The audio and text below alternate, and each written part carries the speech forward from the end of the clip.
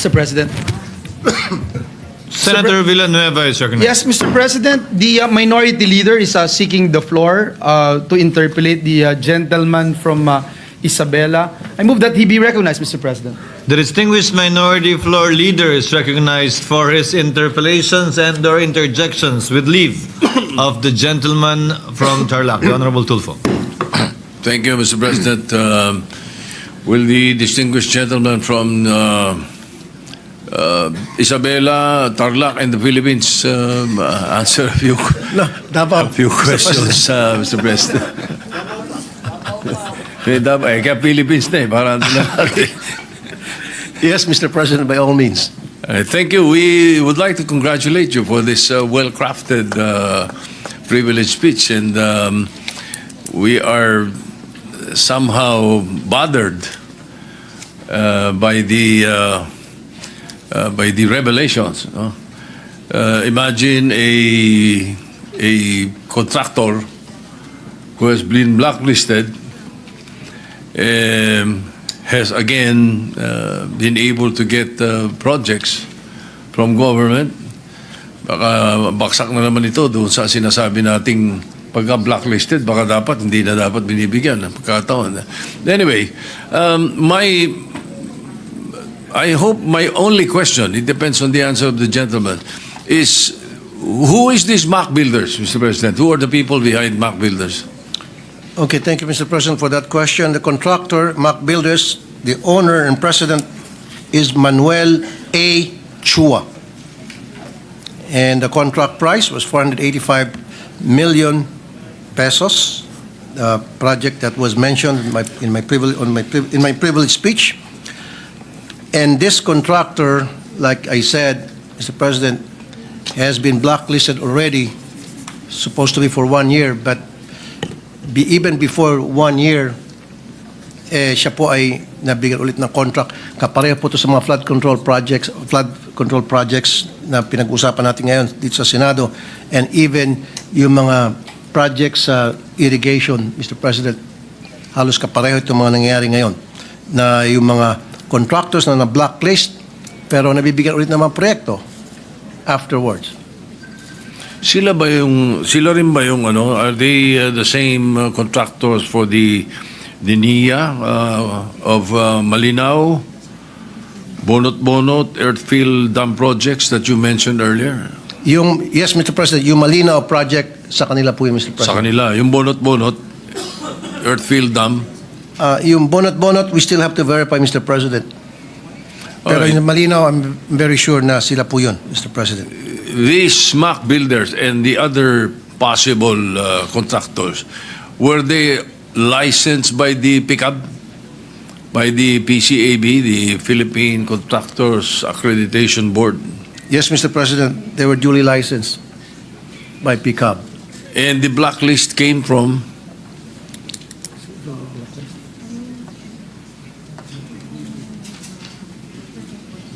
The procurement board is the one that blacklisted them, Mr. President. GP? From the DBM, GPBB.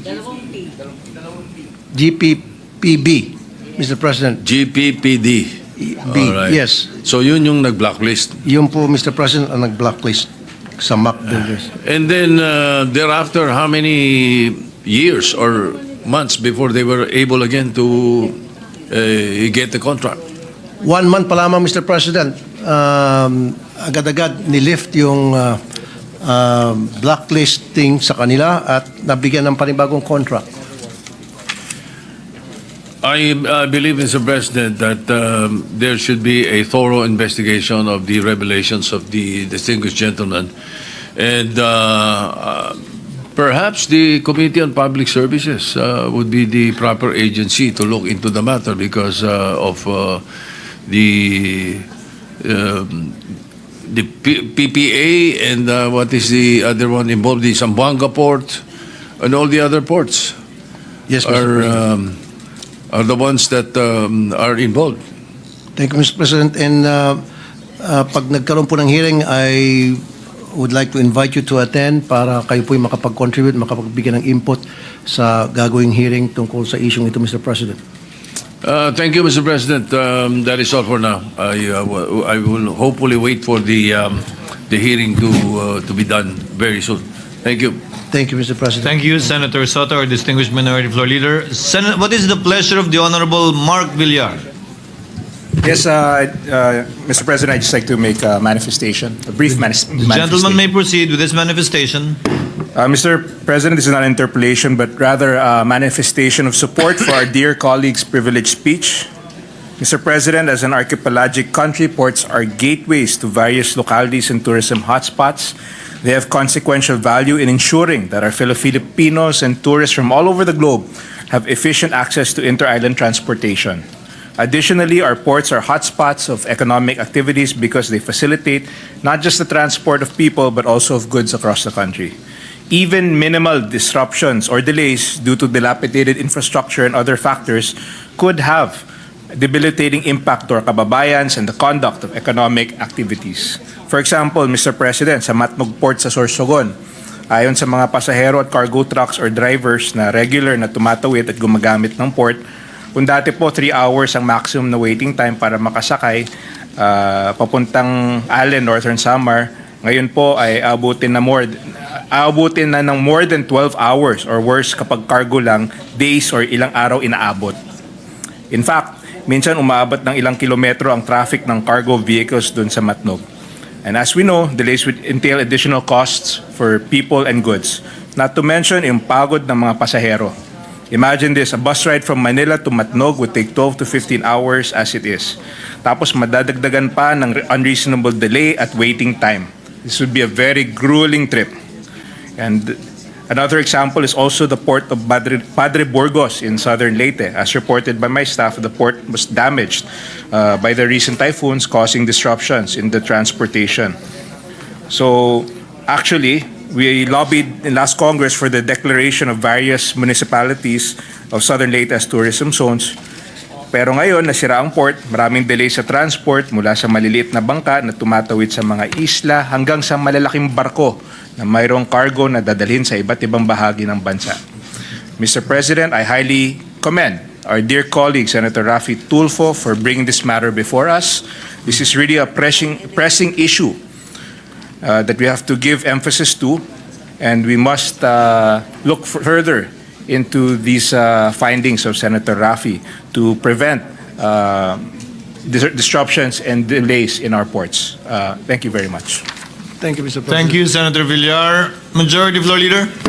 Mr. President, next to interpret is the gentleman from Palawan, the close friend of the gentleman from Davao, no other than Senator Erwin Tulfo. I move that he be recognized, Mr. President. The gentleman is so recognized. You may proceed, sir. Thank you, Mr. President. This is just a manifestation, Mr. President. May the good gentleman from who grew up in Davao and married in Isabela yield to some questions. He may do so if he so desires. Yes.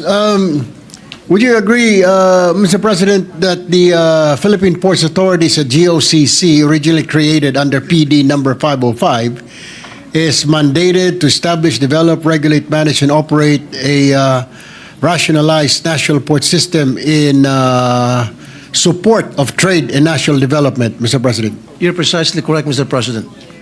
My next question, Mr. President, is the Philippine Ports Authority has a total budget of 1.35 billion for 2025. Ang tanong ko po, Mr. President, do you mean hindi po nasama yung completion po ng Zamboanga Port at hanggang ngayon hindi pa natatapos dun sa 135 billion, Mr. President?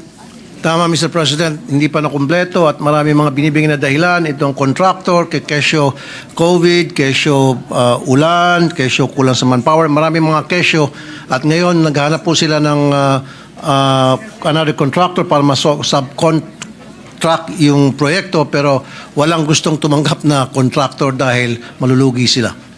Alam po ba, Mr. President, ng butihing mambabatas mula po sa Davao, Isabela, Tarlac, kung kailan po sinimulan itong proyektong ito ng Philippine Ports Authority sa ang Zamboanga Port. February 2021, nagsimula po ito, Mr. President. And hanggang ngayon, 4 years after, hindi pa rin natatapos. Sabi nga ng mga taga Zamboanga, buti pa yung sa SM, ilang buwan lang, tapos na agad. Samantalang itong port, yung Zamboanga Port, 4 na taon, hindi pa rin natatapos, Mr. President. Panguli na lamang, Mr. President, magsasagawa po ba ng investigasyon ang Committee on Transportation hinggil po sa bagay na ito para masilip po hindi lang po ang itong Zamboanga Port at iba pang mga pier na kinakailangan ng agarang atensyon ng pamahalaan, Mr. President? Yes, Mr. President. Pag na-refer ito sa committee ko, sana doon sa committee ko ma-refer, hindi kung saan-saan, sa public services, then magkakaroon po ito ng hearing and you are definitely welcome and ini-invite kita, Mr. President, na umaten para makatulong sa pag-uusisa, pag-question, sa research and all para lumabas yung katotohanan tungkol sa project na ito, Mr. President. Thank you, Mr. President. That's all. Majority Floor Leader, what is the pleasure of the Honorable De La Rosa? No, hindi. I will give way to you. Your attorney. Thank you, Mr. President. Just a short